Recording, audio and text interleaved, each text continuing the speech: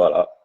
Et je suis dans un lieu où je ne peux pas faire autrement que et subir certaines désagréments. Mais j'espère que voilà, les gens sont sages et donc ils vont pouvoir me laisser pouvoir faire ce que j'ai à faire dans mon coin tranquille. Voilà, avant toute chose, bien aimés frères et sœurs, permettez-moi de pouvoir rendre gloire à celui qui est au-dessus de toutes choses, le majestueux, notre Seigneur. Père de gloire, je bénis ton Seigneur. Merci encore une fois pour tout ce que tu es en train de faire, de ce que tu es en train d'accomplir dans nos vies. Merci pour le souffle de vie, merci pour la grâce que tu nous concèdes, surtout la miséricorde que tu renouvelles chaque jour. Et cela, Père de gloire, nous permet de pouvoir te glorifier et surtout d'être reconnaissant pour tes bienfaits. Sois élevé, sois glorifié encore dans cette nouvelle journée si belle que tu nous as donnée. Et nous voulons te rendre gloire à toi seul qui mérite toute la louange parce que nous savons au-dessus de toi et à ta couronne de gloire. Voilà ce que nous pouvons dire ce matin au sujet de ta majesté. Que la gloire te revient, toi seul qui est au-dessus de tout. Nous t'avons prié. Amen. Oui, bien-aimés, frères et sœurs, shalom encore une fois. Donc, comme je viens de dire, je suis dans un environnement pas propice, mais soyez sûrs que cela ne nous empêche pas de pouvoir partager tout autour des Écritures, vous et moi. Et ce matin, donc, encore une fois, nous allons essayer de pouvoir parler de ces choses. Et j'espère que donc je vais pouvoir vraiment tenir longtemps parce que je suis en dehors de la France et j'espère que mes gigas vont me permettre de pouvoir aller au bout de cette vidéo si cela n'est pas le cas. Donc, ne soyez pas dérangés, nous pouvons toujours faire la suite dimanche prochain. Voilà, donc soyez libres, nous n'avons rien changé, nous allons toujours faire ce que nous savons faire. Nous allons parler autour des Écritures et nous allons aussi permettre à ceux-là qui ont des questions de pouvoir poser leurs questions et nous allons y répondre selon la grâce que nous a été confiée. Voilà, frères et sœurs, donc ce matin, donc j'apporte un thème intitulé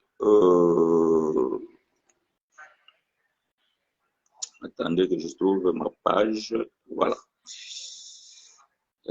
Juste une chose, je ne sais pas. Je vais essayer de récupérer le Wi-Fi de cet endroit-là où je suis pour connecter ma tablette afin que je puisse avoir toutes mes versions de la Bible. Voilà. Là, c'est fait. OK. OK. Donc voilà, je disais, donc le thème que nous allons développer ce matin s'intitule Je suis venu apporter la division.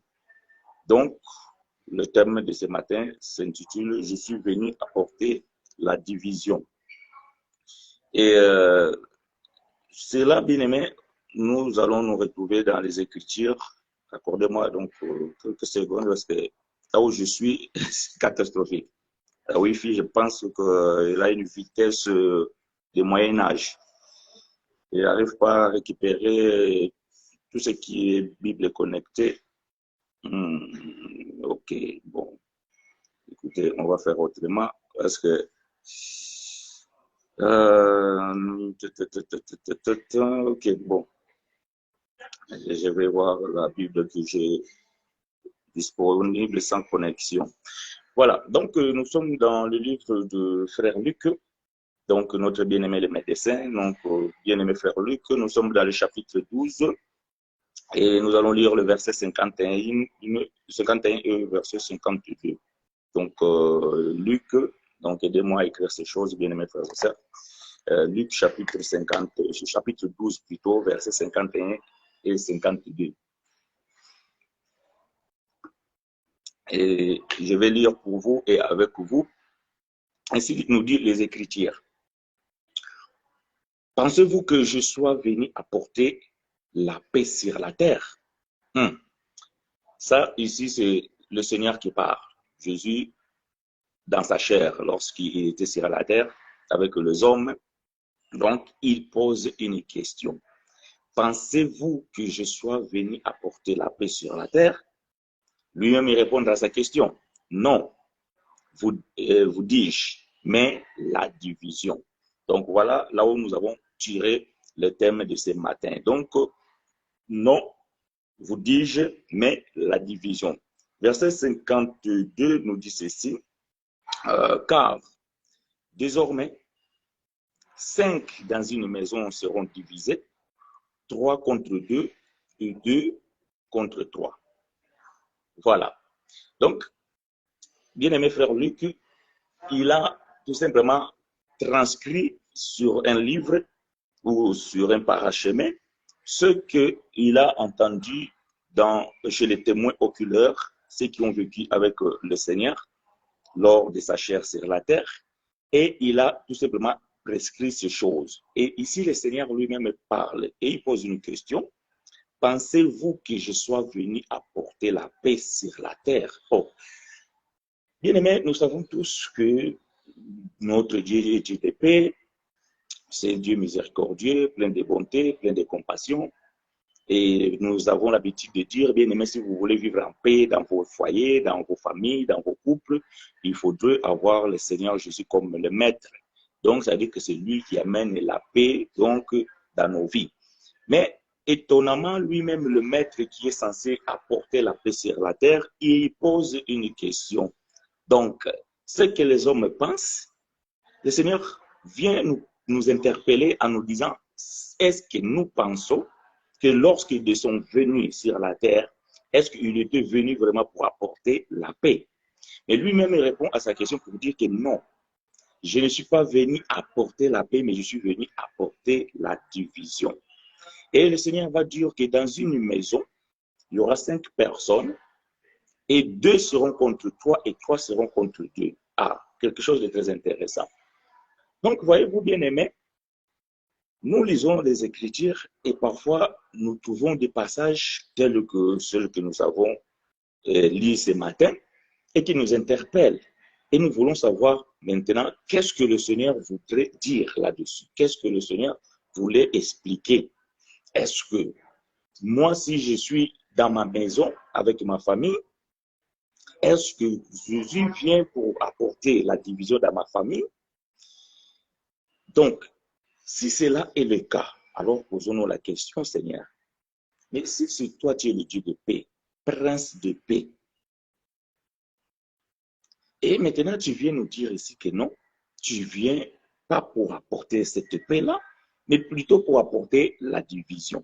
Or, lorsqu'il y a la division, donc il y a des disputes, il y a donc la guerre ou bien la confrontation. Donc, nous pouvons dire alors que le Seigneur, il n'est pas prince de paix, mais il est aussi prince de guerre. Parce qu'il amène la guerre dans une famille, parce qu'il dit que 2 seront contre 3, 3 contre 2. Donc, lorsque les personnes sont 2 contre 3, 3 contre 2, c'est une guerre. Ça veut dire qu'il y a une confrontation, donc il y a des disputes. Bon, maintenant, la question que nous allons nous poser, mais est-ce que cela est vrai? Donc, vous allez comprendre qu'il y a certaines dénominations, certains mouvements qui sont à Paris, qui prêchaient ces choses qui bien aimées. Donc, voilà, Jésus est venu même pour diviser la femme et le mari, le père et le fils et tout ça là. Donc, voilà, si moi j'ai cru au Seigneur Jésus que vous ne croyez pas, alors nous allons nous séparer. Mais bon, si le Seigneur est le Seigneur de paix, est-ce que vraiment nous pouvons, comment dirais-je, nous pouvons exposer ces choses de cette manière, ou vraiment est-ce que c'est la manière que dont nous devons prêcher? Donc, Jésus est venu séparer ceux qui étaient ensemble, parce qu'il y en a ceux qui ont cru et ceux qui n'ont pas cru. Donc, bien aimé, ces choses, donc, oui, vous allez comprendre que ce sont des choses allégoriques. Ça veut dire qu'il y a des explications qui sont derrière ces choses que nous allons essayer, vous et moi, de pouvoir comprendre et pouvoir décortiquer ce matin. Donc, j'espère vraiment que nous pouvons peut-être aller jusqu'au bout. Si cela n'est pas le cas, je répète ce que j'ai déjà dit. Donc, vous le savez que nous allons mettre point virgule et nous allons continuer. Mais ce qui m'intéresse ici, c'est le verset 52. Le verset 52 me dit ceci, car désormais, 5 dans une maison seront divisés, 3 contre 2 et 2 contre 3. Ah, ce verset, bien aimé, m'a interpellé. Parce que je me suis dit, Seigneur, toi, tu es venu apporter la division. Mais cette division, Seigneur, il a désigné une maison. Il dit que je suis venu apporter pas la paix sur la terre, mais je suis venu apporter la division. Mais c'est cet auteur dont je suis venu apporter la division, il a désigné une maison. Il dit que dans une maison, voyez-vous, j'aime la précision des Écritures. Hein. La Bible n'a pas dit que dans des maisons. Voyez-vous, c'est là où les gens tombent. Donc, ça dit que quand les gens lisent les Écritures, ils ne respectent pas ni même la virgule. Et nous devons respecter même les articles parce que la langue française est là du sens. Voyez-vous. Donc, il y a une maison. Il n'y en a pas deux. Il n'y en a pas trois. Donc, ni quatre. Il y a une. Voilà. Je ne sais pas dans vos Bibles si vous lisez avec moi. Donc, la Bible est claire. La Bible dit que, car désormais, 5 dans une maison seront divisés 3 contre 2 et 2 contre 3. Donc, moi, ma responsabilité ici, c'est de pouvoir trouver quelle est cette maison.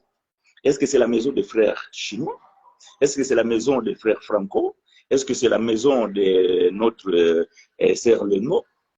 Donc, c'est cette maison que moi, j'ai besoin de pouvoir chercher. Alors, bien aimé, vous le savez, précepte sur précepte, règle sur règle, un peu ici, un peu là-bas. C'est ainsi, alors que bien aimé, nous allons pouvoir marcher dans les Écritures pour aller chercher cette maison.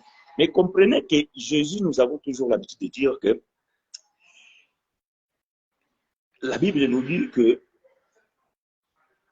à la loi et au témoignage, si on ne parle pas ainsi, on n'aura pas l'aurore dans la vie des hommes. Donc, ça, c'est notre bien-aimé frère Esaïe qui nous a dit, c'est là, je pense que c'est Esaïe chapitre 8, verset 20.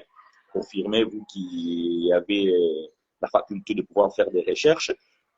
Donc, à la loi et au témoignage. Et nous comprenons que la loi, c'est l'ombre. Donc, la loi, c'est l'ombre et le corps est en Christ. C'est ce que notre bien-aimé frère Paul nous a dit. Donc, alors, vous et moi, nous allons essayer d'aller dans l'ombre. Parce que ce que nous vivons ici, c'est plutôt ce que Jésus vivait. Donc, il est en train d'interpréter, ou bien il est en train d'exécuter ce que Luc chapitre 22, verset 42 nous dit. Donc, que Dieu te soit favorable, Mardoché. Donc, notre bien-aimé frère Luc nous dit dans chapitre 24, verset 44, que c'est ce que je vous disais, ce qui est écrit dans les livres, plutôt dans la loi de Moïse, dans les psaumes et dans les prophètes. Et cela me concernait. Ah, donc, ça veut dire que ce que Jésus est en train de vivre ici, donc, c'est un accomplissement de quelque chose qui a déjà existé. Donc, maintenant, vous et moi, nous allons aller maintenant dans l'ombre pour aller chercher cette maison que Jésus est venu diviser. Parce que nous devons trouver aussi cette l'ombre, donc l'ombre de Jésus dans l'ancienne alliance qui vient diviser une maison. Alors, je vais vous amener, vous faire un tour dans le voyage avec moi. Nous allons visiter frère Moïse dans le livre de la Genèse, au chapitre 21, versets 1 à 14. Notre bien-aimé frère Moïse, donc nous allons visiter notre bien-aimé frère Moïse pour pouvoir comprendre qu'est-ce qui nous cache le verset 52 de Luc chapitre 12. Parce que le but ici, bien aimé, c'est de pouvoir trouver cette maison. Parce que si nous ne comprenons pas ces choses selon la compréhension divine des Écritures, alors vous allez apporter la division dans vos maisons. Et parce que la Bible dit que Jésus venait apporter la division, si ma femme ne croit pas, alors je les mets dehors. Moi, je préfère rester seul parce que Jésus a apporté la division. Mais bien aimé, non, ça, ce n'est pas l'évangile. L'évangile, bien aimé, de Dieu, c'est l'évangile de paix. Voyez-vous, bien aimé frère Paul dit que dans le livre d'Éphésiens chapitre 6, il dit que apportez sur vos pieds les ailes de l'évangile, qui est l'évangile de paix. Je pense que c'est chapitre 6, verset 15 ou verset 18.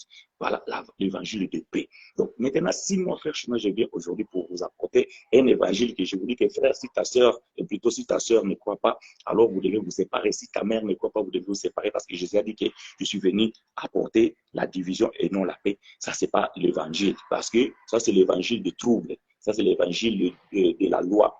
Donc, et pour nous apportons l'évangile de paix. Donc, moi, je dois comprendre et pouvoir expliquer quelle est la maison, parce qu'il n'y a qu'une seule maison dont notre bien-aimé frère Jésus, dans son temps, est venu diviser. Alors, je vais lire avec vous. Donc, je vois que personne ne m'a marqué. C'est là, j'ai dit Genèse chapitre 21. Je vais lire à partir du premier verset jusqu'au verset 14. Je lis avec vous et pour vous. L'Éternel se souvint de ce qu'il avait dit à Sarah et l'Éternel accomplit pour Sarah ce qu'il avait promis. Sarah devait enceinte et elle enfanta un fils à Abraham.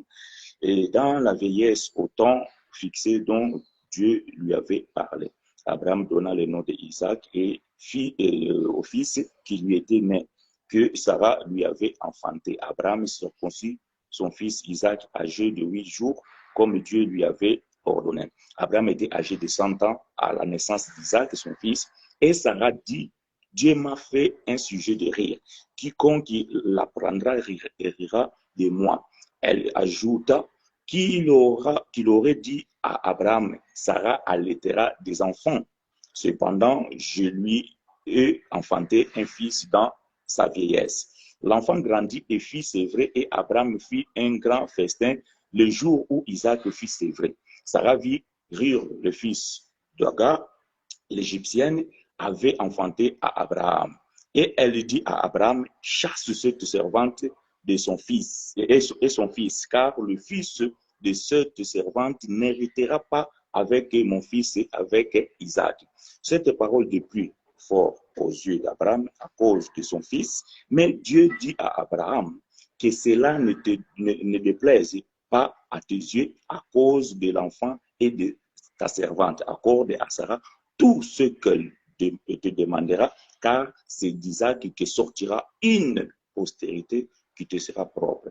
Je ferai aussi une nation du fils de ta servante, car il est ta postérité. Abraham se leva de bon matin, il prit du pain et une outre d'eau qu'il donna à Agar et plaça sur son épaule. Il lui remit aussi l'enfant et la renvoya. Elle s'en alla et se gara dans le désert de Beersheba. Que l'Éternel apporte l'explication à sa parole. Voyez-vous, bien-aimés, ici nous sommes en train de lire l'histoire de la vie de notre bien-aimé frère Abraham. Abraham était marié à Sarah et ils n'avaient pas des enfants pendant longtemps. Vous connaissez l'histoire. Et ils avaient une servante. Donc, par la précipitation des choses, un jour, donc, il s'est retrouvé à Troie, alors que, comme il savait, il connaissait la promesse de Dieu, donc que Dieu avait promis un enfant, il voyait qu'il tardait à venir et l'âge avançait. Sarah dit qu'à mon âge, je ne peux plus mettre au monde. Alors, il avait proposé sa servante Agar de pouvoir faire des enfants à Abraham. Et cela s'est fait comme était aussi convenu. Et il se retrouvait qu'ils étaient 4 dans cette maison. Abraham, Sarah, Agar et Ismaël. Vous connaissez l'histoire. Mais l'histoire de cette maison va être bouleversée lorsque le 5e viendra. Ah, voyez-vous, donc la maison que nous sommes en train de chercher ici, c'est la maison de frère Abraham.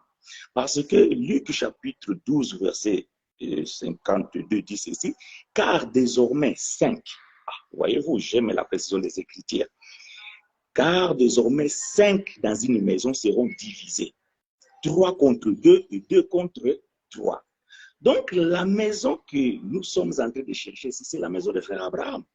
Parce que dans la maison de frère Abraham, ils étaient 5.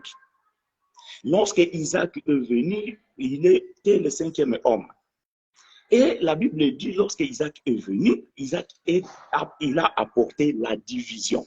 Voyez-vous, cette maison était en paix. Ils vivaient à 4 sans problème. Sarah elle-même, elle avait accordé à Agar de pouvoir enfanter un enfant pour son mari, Abraham. Donc, jusqu'alors, ils vivaient en paix. Il n'y avait pas de problème. Il n'y avait pas de disputes, il n'y avait pas de discussions. Mais jusqu'à ce que donc Isaac va venir. Or, Isaac qui vient, c'est l'ombre de Jésus.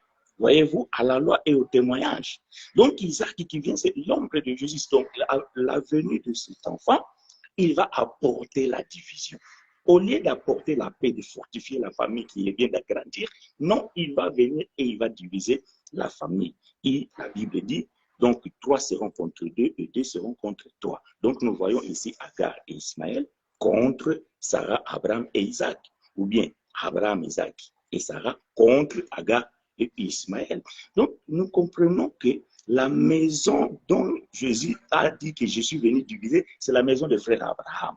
Ah, donc ici nous sommes dans l'ombre. Donc lorsque nous allons venir maintenant dans la lumière, donc nous allons maintenant nous poser la question, Seigneur Jésus, lorsque toi tu es venu, quelle est cette maison que tu as divisée?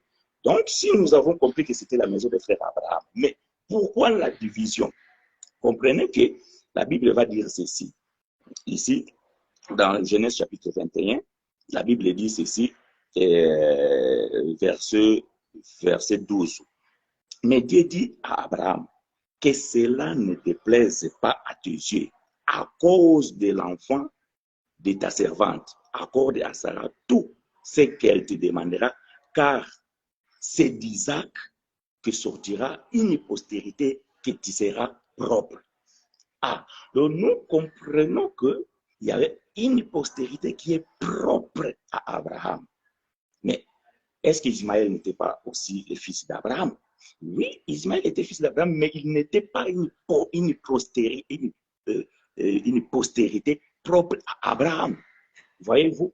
Donc, nous comprenons que nous sommes en train de parler ici des enfants d'Abraham, les enfants légitimes, les enfants propres d'Abraham. Donc, c'est ceux-là qui sont les enfants, la postérité propre. Maintenant, quand nous lisons Luc chapitre 12, verset 51, nous sommes aussi sous la loi, parce que jusqu'à là, c'est encore l'ancienne alliance. Donc, nous devons aussi interpréter maintenant, donc Luc chapitre 12, verset 51, pour pouvoir ramener maintenant ces choses dans la nouvelle alliance. Donc, nous comprenons que la maison que Jésus est venu apporter la division, c'est la maison d'Abraham. Or, d'Abraham sortira une postérité qui est Isaac. Or, nous savons que c'est Isaac où sortira sortira plutôt un peuple à la personne de notre frère Jacob. Donc, nous comprenons que Jacob, lorsqu'il vient, c'est lui maintenant qui va faire le peuple que nous appelons les 12 tribus, ou bien le peuple d'Israël. Donc, le peuple d'Israël, c'est ça la maison d'Abraham. Voyez-vous, c'est la maison qui était composée de 5 personnes. Mais lorsque Jésus vient, il va apporter aussi la division dans cette maison qui a besoin d'Abraham pour pouvoir faire une postérité propre à notre bien-aimé frère notre bien-aimé frère Abraham. Donc, c'est alors que nous allons comprendre que ces choses aujourd'hui, nous, qu'est-ce que cela nous apporte? Parce que l'essentiel de l'évangile, c'est ça de pouvoir comprendre aujourd'hui, lorsque nous lisons ces choses, puisque nous ne pouvons pas appliquer cela. Parce que si j'applique cela chez moi, pour dire que non, si ma femme aujourd'hui donc décide de ne plus croire à cet évangile, donc je dois me séparer de lui, d'elle plutôt, parce que c'est Jésus qui avait dit qu'il a porté la division. Alors ça, ce n'est pas l'évangile de paix. Mais nous devons comprendre ces choses parce que ces choses sont des choses très importantes parce que lorsque vous lisez la Bible, vous les lisez, mais vous devez aussi savoir l'expliquer. Mais comme vous le savez bien aimé, nous ramassons toujours ces choses quelque part. Donc je dois aller poser la question à bien-aimé frère Paul, l'homme de la révélation. Frère Paul, comment toi tu as compris ces choses? C'est bien-aimé frère Paul qui va nous apporter maintenant ici l'explication.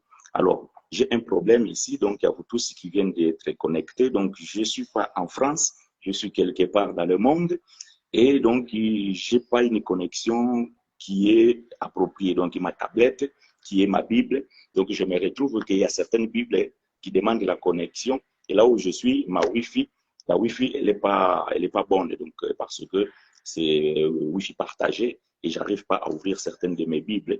Mais nous allons essayer d'ouvrir certaines de ceux que je peux ouvrir ici. Donc, je vais aller consulter notre bien-aimé frère Paul dans le livre de Romains chapitre 9. Romains chapitre 9, écoutons, non, Galates plutôt. Galates chapitre 4. Galates chapitre 4, verset 21 à 26. Soyez patients avec moi, souffrez avec moi. Ces préceptes, règles, ces règles, un peu ici, un peu là-bas. Je suis dans le livre de notre bien-aimé frère Paul au Galates, chapitre 4, verset 21 jusqu'au verset 26. Si vous avez des questions, bien-aimés, vous pouvez poser vos questions et nous allons y répondre. Je lis avec vous et pour vous Galates, chapitre 4, verset 21 jusqu'au verset 26. Dis-moi, vous qui voulez être sous la loi, n'entendez-vous point la loi? Car il est écrit qu'Abraham eut 2 fils. un de la femme esclave et un de la femme libre. Mais celui de l'esclave naquit selon la chair et celui de la femme libre naquit à vertu de la promesse. Ah, voyez-vous, Genèse chapitre 21 que nous venons de lire nous a dit que c'est par Isaac qui sortira une postérité propre à Abraham. Mais vous allez comprendre que le verset 13 va dire que je ferai aussi une nation du fils de ta servante, car il est aussi ta postérité. Donc, Ismaël aussi, c'était aussi la postérité aussi d'Abraham, mais ce n'était pas la postérité propre. Vous voyez? Donc, je ne sais pas si vous êtes en train de comprendre. Donc, il faut bien respecter la langue française ou portugaise, peu importe la Bible que vous avez. Donc, nous avons deux hommes. Nous avons Isaac et Ismaël. Mais il y a un qui est une descendance propre, ça veut dire une postérité propre, mais l'autre qui est juste, comme on dit en français, un bâtard. Voilà. Donc, et frère Paul est en train de nous expliquer ici que l'enfant qui était acquis de Agar, c'était selon la chair. Donc, là, nous comprenons que Isaac, plutôt Ismaël, ce n'était pas un enfant de la promesse. Donc, ce n'était pas un enfant que Dieu avait promis en Abraham lorsqu'il avait appelé du pays de son père, que je ferai de toi le père d'une grande nation. Donc, ce n'était pas par rapport à Ismaël, parce qu'Ismaël n'est pas la descendance propre, bien la postérité propre en Abraham. Mais la postérité propre, donc, c'est Isaac. Voilà pourquoi frère Paul est tenté d'expliquer ici que, donc, verset 23, Galates 4, celui de l'esclave naquit selon la chair et celui de la femme libre naquit en vertu de la promesse. Ces choses sont allégoriques. Ah, c'est ici, bien aimé, où les choses donc viennent intéressantes pour nous de pouvoir comprendre. Ça veut dire que la vie, la maison d'Abraham, c'était une allégorie pour pouvoir nous expliquer dans notre temps aujourd'hui ces choses que nous sommes en train de partager avec vous. Règles, c'est règles, préceptes, c'est préceptes, un peu ici, un peu là-bas. Que Dieu nous soit favorable. Voyez-vous, donc ces choses sont allégoriques car ces femmes sont deux alliances. L'une de Mont Sinaï, enfanta pour la servitude, c'est Agar, car Agar, c'est le Mont Sinaï en Arabie et elle correspond à Jérusalem actuelle. Donc, quand je lis cette écriture à Jérusalem actuelle, ce n'est pas actuel de nous aujourd'hui, c'est actuel le temps de Paul. Parce que le temps de Paul, Jérusalem, c'était Jérusalem, la terre sainte, et il y avait le peuple de Dieu, le peuple, les Israélites que Dieu avait choisi. Mais aujourd'hui, nous, actuellement, le Jérusalem que vous voyez là aujourd'hui, actuellement, ce n'est pas de cette Jérusalem que frère Paul est en train de dire, parce que nous savons bien que ça, c'est Israël de l'ONU, fondée en 1947 ou bien 49, selon l'histoire. Vous savez bien l'histoire que moi. Donc, ce sont des Israéliens. Voyez-vous, celles de la Bible, ce sont des Israélites. Et celles-là d'aujourd'hui, là, dans le Moyen-Orient, ce sont des Israéliens. Donc, il y a une différence entre Israéliens et Israélites. Donc, vous, les francophones, vous pouvez faire vos recherches sur Google. Quelle est la différence entre Israéliens et Israélites? Vous allez voir que Israélites, c'est le peuple choisi de Dieu sur la terre dans l'Ancienne Alliance. Et Israéliens, c'est le peuple que vous connaissez aujourd'hui, là où il y a la guerre, donc au Moyen-Orient, donc avec Gaza et les autres régions. Donc ça, ce sont des Israéliens. Voilà, je ferme cette parenthèse. Mais ce qui nous intéresse ici, frère Paul dit que Agar, il représente Jérusalem actuelle, donc dans leur temps. Mais Paul va dire que, verset 26, mais la Jérusalem d'en haut est libre, c'est notre mère. Ça, c'est Sarah. Voyez-vous? Donc, nous comprenons que la division de la maison d'Abraham, 5 contre 3 et 3 contre 5, c'était quelque chose que Dieu avait déjà préparé pour pouvoir amener un peuple propre, une postérité propre en Abraham. Et ces choses, c'était tellement allégorique. Donc, allégorique, c'est image, c'est l'ombre. Donc, nous comprenons que dans la nouvelle alliance, on est en train de parler d'un peuple. Et ce peuple qui est en train de parler ici, donc c'est ce que nous appelons l'Église. Or, l'Église est composée de deux peuples. Donc, l'Église est composée des peuples juifs et des peuples païens, ou bien les nations. Mais pour que les nations rentrent, il faut que le peuple de Dieu, il faut que l'Israël de Dieu soit divisé. Ah, j'aime ces choses. Parce que s'il n'y a pas la division, il n'y aura pas une postérité propre en Abraham. Alors, nous allons essayer de pouvoir comprendre ces choses avec bien-aimé frère Paul dans le livre de Romains chapitre 9. Je vais chercher avec vous. Romains chapitre 9. Romains chapitre 9.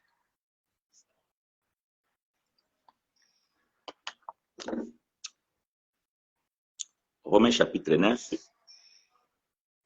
Nous allons lire. Bon, j'aimerais commencer au verset 6, mais pour pouvoir comprendre, nous allons commencer au verset 1. Nous allons commencer au verset 1, nous allons jusqu'au verset 9. Donc, Romains chapitre 9, verset 1 jusqu'au verset 9. Je lis pour vous et avec vous. Je dis la vérité. Ah, j'aime Paul. Moi, j'aime la Bible parce que la Bible, elle est précise. La Bible, bien aimé, c'est, voyez-vous, lorsque vous comprenez ces choses, ça fait de vous quelqu'un de heureux. Ça fait de vous donc quelque chose du bien. J'ai dit la vérité en Christ. Ah, en plus, il ajoute la vérité que Paul est en train de dire ici, c'est en Christ. J'ai dit la vérité en Christ. Je ne mens point. Donc, Paul ne ment pas. Mais ce que Paul est en train de dire ici, mon bien-aimé, c'est vrai. C'est vrai. C'est quelque chose de vrai. Donc, il n'y a pas de mensonge. Paul dit que j'ai dit la vérité en Christ. Je ne mens point. Ma conscience m'a rend témoignage par le Saint-Esprit. Il ajoute encore le témoignage du Saint-Esprit. J'aime ça. J'éprouve une grande tristesse et j'ai dans le cœur un chagrin continuel. Ah, frère Paul, qu'est-ce qui te fait peur? Qu'est-ce qui te fait mal? Pourquoi tu souffres dans ton cœur? Quelle est cette souffrance, bien-aimé frère Paul? Paul dit que je souffre, j'ai un chagrin continuel. Donc le chagrin de frère Paul, c'est chagrin continuel. Alors il dit, car je voudrais moi-même être anathème et séparé de Christ pour mes frères, mes parents selon la chair. Ah, donc le bien-aimé frère Paul ici, il est triste à cause de son peuple. Parce que bien-aimé frère Paul, il était un juif, israélite pur, de la tribu de Benjamin, naturalisé romain. Voyez-vous, comme moi, chez moi, je suis naturalisé français, mais je suis un Angolais pur, authentique. Mais je suis naturalisé français. Et bien-aimé frère Paul était un juif authentique, naturalisé romain. Mais ici, il avait les chagrins, Mawa. Il avait les chagrins de son peuple. Mais frère Paul, pourquoi? Il dit, mais selon la chair, ça veut dire les juifs, les véritables juifs, selon Zoto, selon la chair, ils me font la peine. J'aimerais être anathème. Pourquoi Paul dit il aimerait être anathème? Donc, il aurait préféré apporter un autre évangile. Parce que Paul dit dans le livre de Galates que si quelqu'un venait vous apporter un autre évangile contraire de ce que nous avons prêché, même si c'est un ange du ciel, qu'il soit anathème. Paul dit que j'aimerais apporter un autre évangile à ce peuple-là et que je sois anathème pour eux. Mais à cause de l'amour de Jésus, je ne peux pas mentir. Je dois dire la vérité. Voyez-vous, je dois dire la vérité, que je dois prêcher l'évangile authentique. Même si cet évangile apporte quelque chose de mal à mon peuple biologique, à mon peuple selon la chair. Mais je suis désolé pour eux, mais je dois dire la vérité. Verset 4. Qui sont israélites? Voyez-vous, israélites. Donc, je vous ai dit la différence entre israéliens. Bon, je n'ai pas dit, j'ai dit d'aller chercher. Mais j'ai dit qu'il y a une différence entre israéliens et israélites. Ici, on parle d'israélites, c'est le peuple choisi de Dieu. Paul dit, qui sont israélites, à qui appartiennent l'adoption et la gloire et les alliances et la loi et le culte. Ah, voyez-vous qui aimez faire le culte dans vos assemblées. Le culte, ce n'est pas pour nous. Nous devons faire des réunions de louanges, des réunions de partage, des réunions, donc, des réunions, comme Paul dit dans le livre de Romains 12, Paul dit comment, une réunion raisonnable. Voilà, le culte raisonnable, donc c'est une réunion, ce n'est pas le culte selon la loi. Donc, c'est à eux qui avaient la loi. Et les alliances, c'était pour eux. Paul va dire, verset 5, et les promesses et le patriarche, et de qui est issu selon la chair. Voyez-vous, Paul précise bien, selon la chair, le Christ qui est au-dessus de toutes choses, Dieu béni éternellement. Amen. Maintenant, c'est à partir du verset 6 que Paul maintenant va expliquer la raison de son chagrin, la raison de son inquiétude, la raison de sa peine. C'est à partir du verset 6. Ce n'est point à dire que la parole de Dieu soit restée sans effet, car tous ceux qui descendent d'Israël ne sont pas Israël. Ah! Voilà. Donc, Paul ici commence à expliquer la division. Il dit que tous ceux qui descendent d'Israël ne sont pas Israël. Ah bon, frère Paul. Comment ça? Verset 7. Et pour être la postérité d'Abraham, la maison d'Abraham. Donc, Paul nous ramène dans la maison d'Abraham. Très important. Et pour être la postérité d'Abraham, ils ne sont pas tous ses enfants. Mais il est dit, en Isaac sera nommé pour toi une postérité. Oh, bien. Est-ce que ce que je suis en train de lire ici, ce n'est pas ce que nous avons lu dans le livre de Genèse? Ah, mais c'est ça. Donc, la division de la maison de Genèse, frère Paul est en train d'expliquer cela. Alléluia. Que Dieu vous soit favorable, bien mes frères et sœurs. Donc, Paul dit ici que, c'est-à-dire que ce ne sont pas les enfants de la chair, je suis au verset 8, c'est-à-dire que ce ne sont pas les enfants de la chair qui sont enfants de Dieu.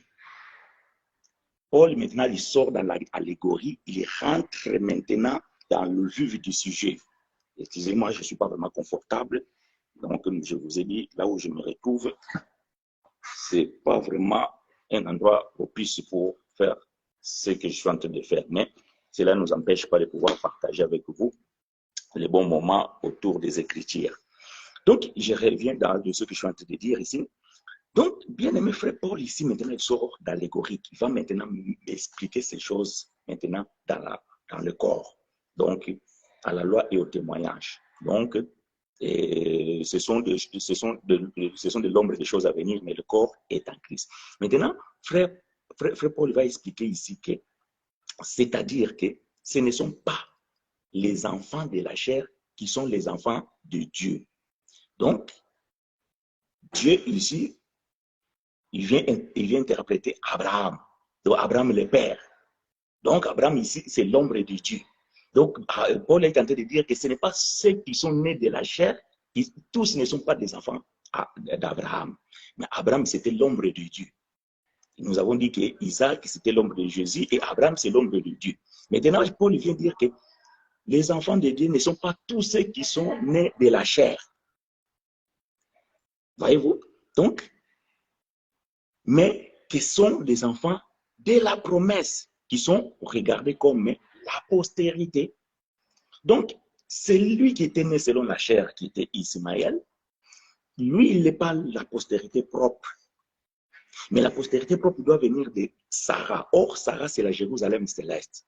Nous avons déjà prêché ces choses, que ces deux femmes représentent deux alliances. Donc, il y a une ancienne alliance et une nouvelle alliance. Donc, Sarah, c'est la mère de tous ceux qui sont dans la nouvelle alliance. Mais dans cette nouvelle alliance, ce n'est pas question de la chair. Ce n'est pas la question de la chair. C'est la question de la promesse. Or, cette promesse bien-aimée vient d'où? De le commencement. Voyez-vous? Donc, frère Paul est en train d'expliquer ces choses. Nous allons continuer. Verset 9. Voici en effet la parole de la promesse. Je reviendrai à cette même époque et Sarah aura un fils. Ah, donc c'est ce fils-là qui va venir maintenant pour apporter la division. Parce que pour que la promesse soit accomplie dans la vie d'Abraham, il faut qu'il y ait la division parce que le fils de l'esclave ne peut pas hériter la promesse. J'aime ça. Le fils de l'esclave ne peut pas hériter la promesse. Il faut qu'il y ait une division pour que la promesse s'accomplisse. Voyez-vous? Mais jusqu'à là, bien aimé, nous sommes en train de marcher, mais nous ne sommes pas encore vraiment compris qu'est-ce que vraiment frère Paul voulait expliquer. Les règles, ces règles se préceptent un peu ici, un peu là-bas. Nous allons maintenant aller consulter vers chapitre 11 de Romains.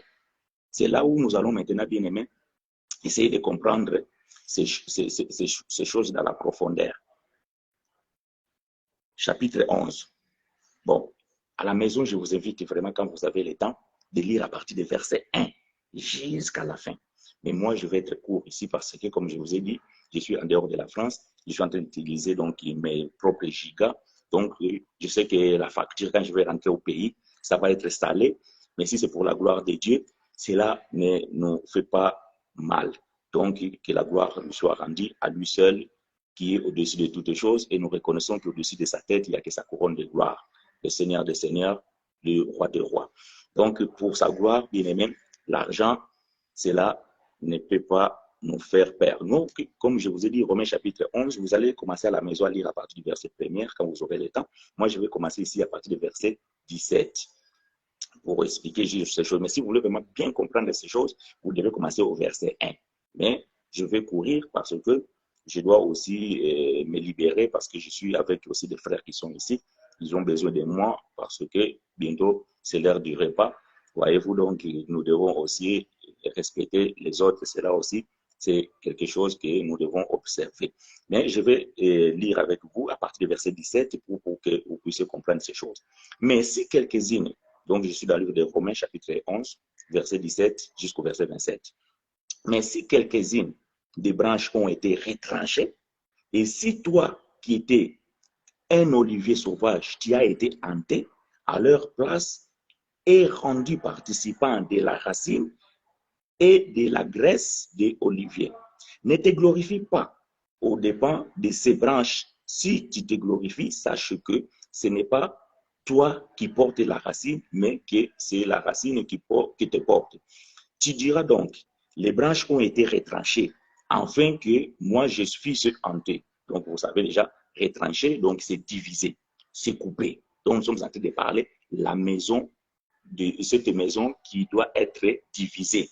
Donc il y a une maison qui avait 5 personnes et cette maison doit être divisée 2 contre 3 et 3 contre 2. Et nous avons identifié que cette maison, c'est la maison de notre bien-aimé frère Abraham. Et nous sommes en train d'expliquer ici la maison d'Abraham. Parce qu'aujourd'hui, la Bible dit que ce ne sont pas tous ceux qui viennent d'Abraham qui sont des enfants d'Abraham.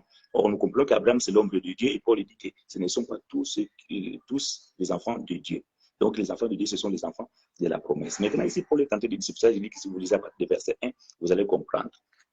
Ici, Paul est en train de dire que cet olivier qui a été tranché, donc vous savez, olivier, c'est Israël. Hein? Donc, olivier, c'est Israël. J'étais oyo, et bimisaka, mafuta, ya netuna dimaso bengi, olive. Donc, c'était wana ezalaka, donc figure ya Israël. Et Paul dit que cet olivier doit être retranché pour que certaines branches qui étaient dehors soient hantées. Or, hantées, c'est-à-dire que cocotisa, donc greffé, donc pouvoir coller, si vous voulez, dans le langage moussous. Donc, hanté. Alors, Paul dit que, verset 20, cela est vrai. Elles ont été retranchées pour cause d'incrédulité, et toi, tu subsistas par la foi. Donc, la grâce. Hein, vous devez déjà comprendre ces choses. Vous êtes mature. C'est pour cela que nous sommes en train de donner la nourriture solide pour que vous puissiez comprendre. Quand on parle de la foi, c'est la grâce. Parce que la Bible dit qu'avant que la foi vienne, donc la loi était comme un pédagogue. Donc, vous voyez, donc, parce qu'avant la foi en Christ, il y avait la foi par les œuvres. Donc, quand Paul parle de la foi, Paul est en train de parler de la foi en Christ, pas la foi par les œuvres. Donc, la foi en Christ, c'est ce que nous appelons la grâce. Donc, Paul dit ici, c'est verset 20, cela est vrai. Elles ont été retranchées pour cause de leur incrédulité et toi, tu subsistes par la foi. Ne t'abandonne pas à l'orgueil, mais crains. Car si Dieu n'a pas épargné les branches naturelles, il ne t'épargnera pas non plus. Considérez donc la bonté et la sévérité de Dieu et sévérité envers ceux qui sont tombés et bonté de Dieu envers toi. Donc, voyez-vous, la bonté de Dieu, c'est ça la grâce envers toi. Si tu demeures ferme dans cette bonté, autrement, tu seras aussi retranché. Nous savons que ça, ce n'est pas possible parce que Frère Paul ici voulait tirer les oreilles à ce peuple-là. Eux, de même, s'ils ne persistaient pas dans l'incrédulité, ils seront hantés, car Dieu est puissant pour les hanter de nouveau. Si toi, tu as été coupé de l'olivier naturel et ma sauvage et hanté contrairement à la nature sur l'olivier franc, à plus forte raison, eux seront-ils hantés selon leur nature sur leur propre olivier. Car je ne veux pas, frère, que vous ignorez ces mystères. Ah, frère Paul. Kitoko. Frère Paul, Kitoko. Quand Paul touche les mystères, ça veut dire derrière les mystères, il y a une révélation. Quand Paul dit que je ne veux pas que vous ignorez ces mystères, ça veut dire que Paul veut faire la révélation. Voyez-vous, tout ce que Paul est en train de dire ici, c'est mystère. Maintenant, Paul va donner la révélation. Écoutez ce que bien-aimé frère Paul dit. Je suis dans quel verset déjà? Verset 25. Car je ne veux pas, frère, que vous ignorez ces mystères, afin que vous ne vous regardez point comme sages, c'est qu'une partie d'Israël est tombée. C'est pas tout Israël, c'est une partie. Donc, il y a 2 qui sont tombés, il y a 3 qui sont restés. La maison d'Abraham, donc 5 dans une maison, je suis venu apporter la division. Donc, 2 contre 5, 2 contre 3, 3 contre 2. Donc, il n'y a qu'une partie qui est tombée. Pas tous, il y a une partie. Donc, la division, parce que si on fait tomber tous, ce n'est pas la division. Comme c'est une division, il y a une partie qui est tombée, il y a une partie qui est restée. Et cette partie qui est restée, c'est là où vient la promesse. Et vous allez comprendre pourquoi frère Paul dit ces choses. J'aime ça. Il y a qu'une partie d'Israël qui est tombée dans l'enrichissement jusqu'à ce que la totalité des païens soit entrée. Voilà la révélation du mystère.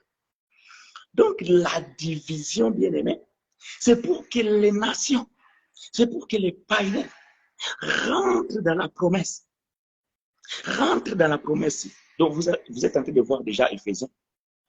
Vous êtes en train de voir déjà Éphésiens chapitre 2. Paul dit, vous qui étiez éloignés,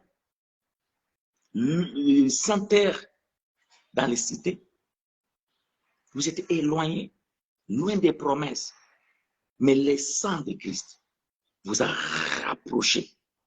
J'aime ça. J'aime ça. Voyez-vous cette écriture-là? Mardoché, va aller chercher.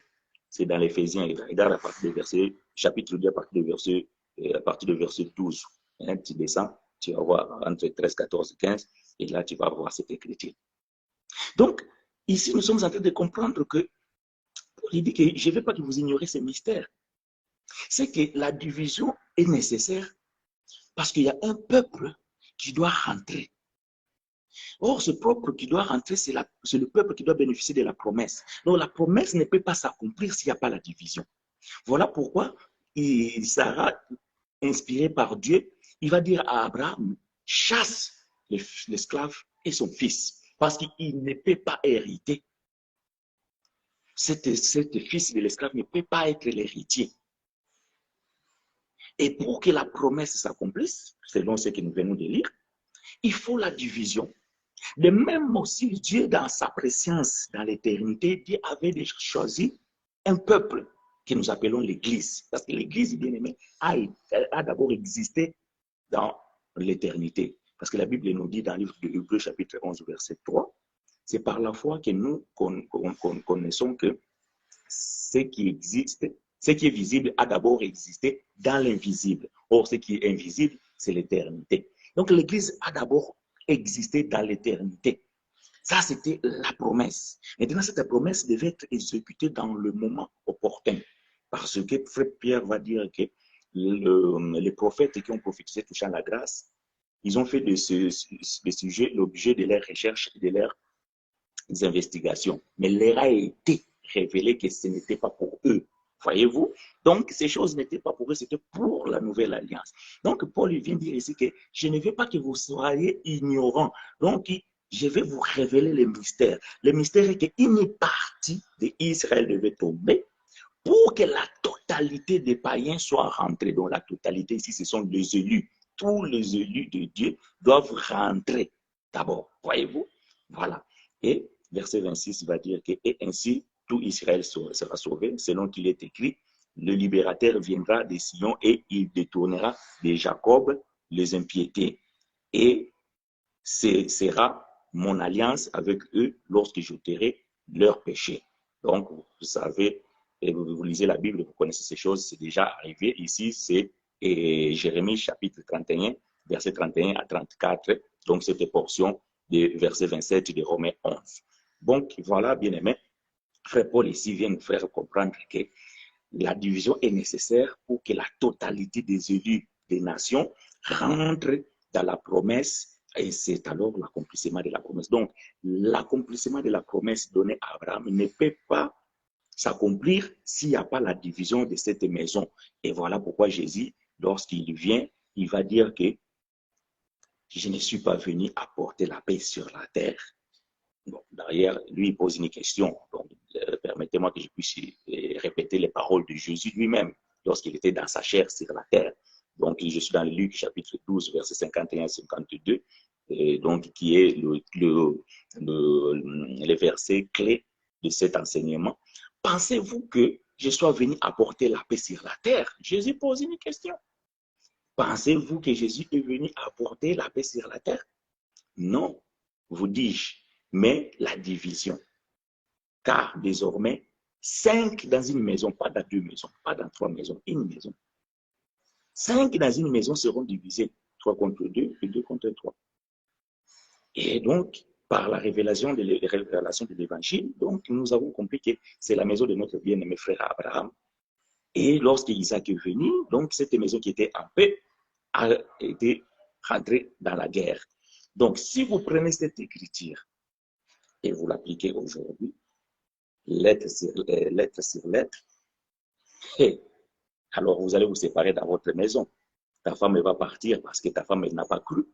Ou peut-être toi, tu vas partir parce que toi, tu n'as pas cru. Ou peut-être vous allez chasser vos enfants parce que vos enfants, ils n'ont pas cru. Et vous allez dire que non, c'est écrit dans la Bible. Jésus est venu pour diviser le père et son fils, maman avec sa fille, la femme et l'homme. Non, frère. Ça, ce n'est pas l'évangile. Nous prêchons l'évangile de paix. Mardoché m'avait donné le verset. Hein? Mardoché, c'est quoi? Non, tu ne me l'as pas donné? Éphésiens chapitre 6. Verset combien? C'est 15 ou 18? Éphésiens chapitre 6. Laisse-moi voir le verset 15. Ah oui, voilà. Voilà, c'est le verset 15. Éphésiens chapitre 6, verset 15. Mettez pour chaussure à vos pieds les ailes qui donnent l'évangile de paix. Nous prêchons l'évangile de paix. Donc, moi, je ne peux pas dire à quelqu'un, non, frère, à cause de Jésus, puisque ta femme n'a pas cru. Vous voyez ce que je viens de te dire, nous avons vécu ces choses. Quand le vent de combat spirituel est venu du Congo et rentré en Angola, j'avais des amis qui ne pouvaient plus me serrer la main. Et quand ils me voyaient de loin, ils devaient passer de l'autre côté. Parce que dans leur combat spirituel, on les disait que non, il faut d'abord savoir l'état d'âme de la personne. Si tu n'es pas convaincu, alors tu dois te séparer avec lui ou bien avec elle. Nous avons vu des familles, des couples se séparer à cause des combats spirituels. Et ils disaient quoi? Jésus est venu pour séparer. Jésus est venu pour diviser. C'est écrit dans la Bible. Frère, il y a beaucoup de choses qui sont écrites dans la Bible. Pourquoi vous ne l'appliquez pas? Pourquoi vous ne l'appliquez pas? Ce n'est pas l'évangile. Si quelqu'un vient vous prêcher cet évangile, les divisions, que cette division que Jésus parle ici, c'est vraiment division de toi avec ta famille. Non. Vous savez, l'évangile que je prêche chez moi, bien aimé. Mon frère Guilain, il est là, il peut témoigner.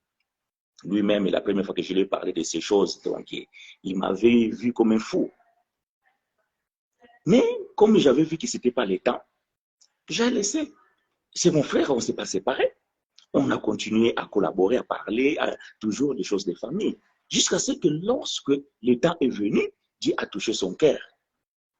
Voyez-vous? Pourquoi? Parce que j'ai apporté un évangile de paix.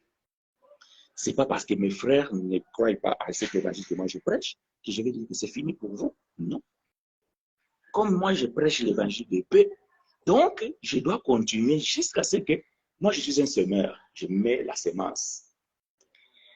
J'ai jeté la semence, le soleil est venu, il a conditionné la semence, il n'y a pas de problème. Mais l'année prochaine, je vais encore jeter la semence jusqu'à ce que la pluie va tomber et il va germiner et nous allons voir des fruits. Et aujourd'hui, nous sommes en train de voir des fruits. Beaucoup d'entre vous, vous êtes là, vous êtes les fruits de cet évangile. Voyez-vous? Et ça, c'est ce que nous devons faire, l'évangile de paix. Donc, on ne prend pas une écriture brute comme ça. Et non, frère, voilà pourquoi nous sommes en train d'enseigner ces choses. Vous devez comprendre, de marcher précepte, c'est précepte, règle, c'est règle. Il faut d'abord s'adapter avec les quatre façons de parler pour prêcher l'évangile. La révélation, la prophétie, la connaissance et la doctrine. Donc, si vous maîtrisez ces choses, bien aimés, vous allez comprendre comment interpréter la Bible et comment expliquer les choses de la Bible. À la loi et au témoignage, si on ne prêche pas comme ça, il n'y aura pas l'aurore. L'aurore, c'est la petite lumière qui s'élève le matin avant que le soleil sorte. Donc, lumière. Donc, ce qui t'ôté na mauvais côté, type na témoignage, ça veut dire moins de causes à la lumière aux artistes. Ça veut dire que les gens vont être, ils auront le voile. Parce que quand vous mettez un voile comme ça, il fait noir. Donc, vous ne voyez plus rien. Vous lisez la Bible, mais on ne comprenait pas. Voilà pourquoi Isaïe, chapitre 29, verset 10 à 11, va dire quoi? Toute la révélation, c'est comme le mot d'un livre cacheté que l'on donne à quelqu'un qui sait lire. On lui dit, lis cela alors. Ah, c'est écrit ici. Croyez-vous que je suis venu apporter la paix? Non, je suis apporté la division. La personne sait lire. Maintenant, il a dit comme ça. Il a compris que la division qu'on parle ici, c'est vraiment la division. Ça veut dire que tu ne sais pas lire. Parce que le lire ici, que frère bien-aimé Isaïe dit ici, c'est pas lire comme ça, oh, oh, je suis venu apporter. Non. Ça veut dire que c'est lire la pensée de Dieu. Mais pour lire la pensée de Dieu, il faut que tu sièges au conseil des ministres. Il faut que tu sièges au conseil des ministres. Quand Dieu réunit ses ministres, il faut que toi, tu sois là pour pouvoir sonder la pensée de Dieu. Mais quelqu'un va me dire, ah frère, on siège sur la pensée de Dieu. Non, la Bible dit ceci, que personne ne peut sonder Dieu si ce n'est l'esprit qui est à nous.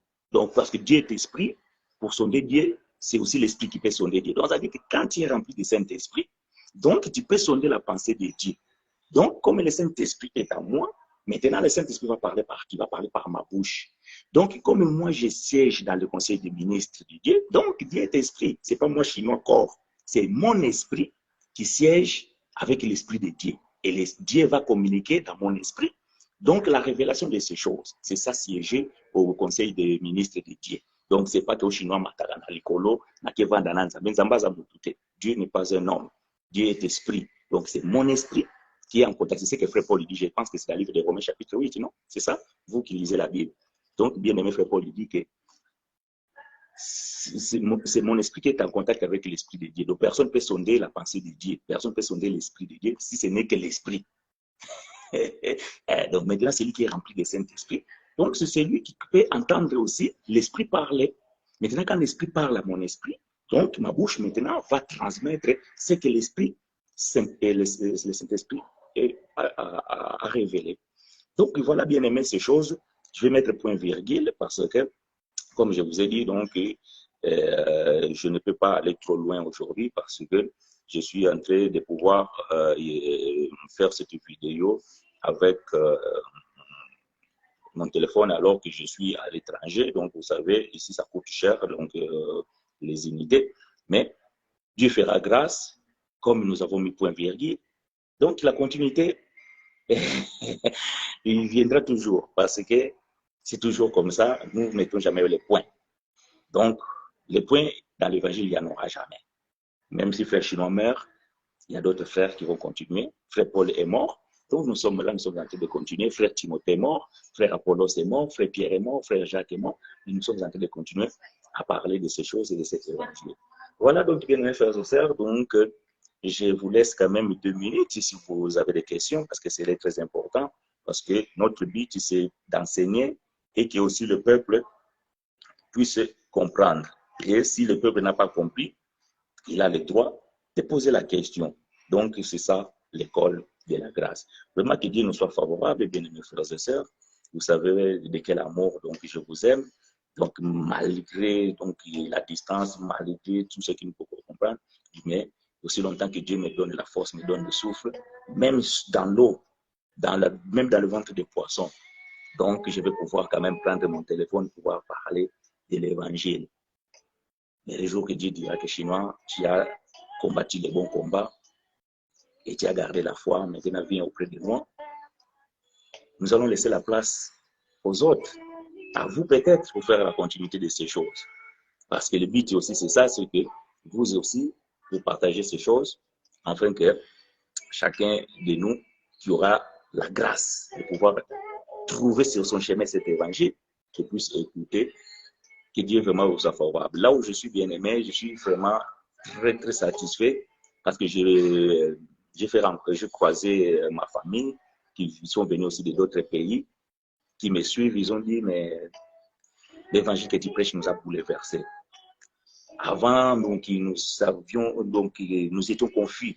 Nous ne comprenions pas, mais qu'est-ce que c'est frère, qu'est-ce que tonton, il est en train de dire, mais c'est quoi ce problème, tout ça là. Mais nous avons compris maintenant que non. Donc, tu as renversé tout ce que nous avons appris depuis que nous étions enfants. Je dis gloire à Dieu parce que nous voyons la progression de l'évangile. Donc, ça là, ne s'arrêtera pas là.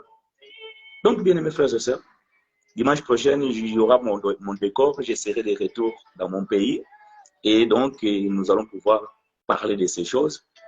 Et si Dieu le veut, peut-être donc nous aurons un frère qui va pouvoir nous apporter la connaissance de ces choses. Et d'ici là, portez-vous bien. Et je prie Dieu que cette semaine que nous venons de commencer, que le Seigneur soit devant comme éclaireur, derrière comme protecteur. Et dans tout ce que nous allons faire, nous soyons les plus que vainqueurs. Et le succès est de notre côté. Si aussi tu échoues sur quelque chose, priez sans cesse. Et quelle est la prière sans cesse? En toutes choses, rendre grâce à Dieu. Voilà la prière que vous devez faire sans cesse. Tu as mangé, Dieu merci. Tu n'as pas mangé, Dieu merci. Tu as raté ton avion, Dieu merci. Tu as pris ton avion, Dieu merci. Ça, vous ne pouvez pas l'oublier.